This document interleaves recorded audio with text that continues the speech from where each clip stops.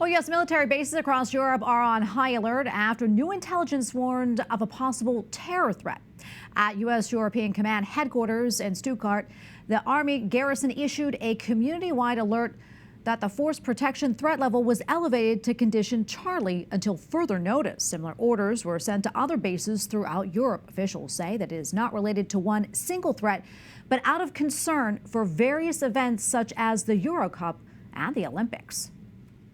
All right, for more, let's bring in retired Rear Admiral Mark Montgomery. He serves as Senior Director of the Center on Cyber and Technology Innovation at the Foundation for Defense of Democracies. Sir, thank you so much for your time today. We really appreciate it. So for those not in the military, what does it mean to have the alert level elevated to force protection condition Charlie? How serious is this?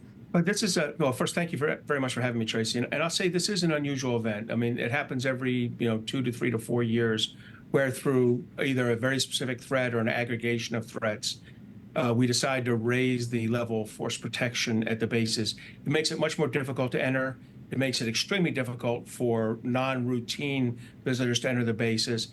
It raises the level of security forces on alert or on duty at any one time. You can only maintain this for a certain amount of time without having to bring out extra forces. So this is an unusual event, usually driven by a specific threat or a series of threats that in aggregate cause the regional commanders to raise the readiness level. Yeah, and what kind of threat would trigger this response? Do we know? So I think, a very specific threat would be some kind of intelligence was overheard of a threat to a specific region or base. And even if it's a specific base, you'd raise it throughout the region. But I think in this case, we're talking about an aggregation of threats. And that's the idea that there are many events going on in a region where there's already some anti-American thought or anti-military thought. And so you think about the background of the Russia-Ukraine war, Israel and Hamas, and you layer into that in Europe there is a major event with the 2024 Olympics coming up. Olympics are always something that bad actors think about interfering with. There's also a major soccer competition going on, the Euro Championship. And I think when you aggregate that together, they decided to raise the readiness kind of proactively. Yeah, and what exactly does this mean for our troops? I understand those stationed at the bases, they're being told to be vigilant.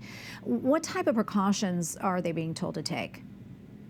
Well, I think there's much more searching of vehicles coming on and off the facilities. I think there's everyone needs to have a more questioning attitude of anyone who confronts them off base and asks them to do something, or who for one reason or another comes into contact with the U.S. military that are not routine, friends or acquaintances. So I think there's just this higher level of situational awareness, a higher level of questioning attitude, and a higher level of security throughout the facilities.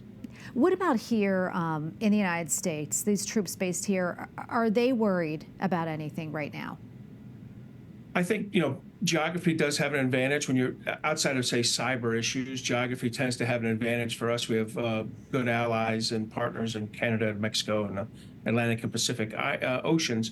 But still, we have had a lot of people come through our border over the last, 8, 10, 12 years, but particularly the last 3 or 4. We have to be concerned that bad actors have gotten in. So I also think around July 4th weekend, we always tend to have a slightly higher level of readiness and concern about our bases, even here in the United States. Okay, sir, thank you so much for weighing in. We appreciate it, and thank you for your service. Thank you very much for having me, Tracy.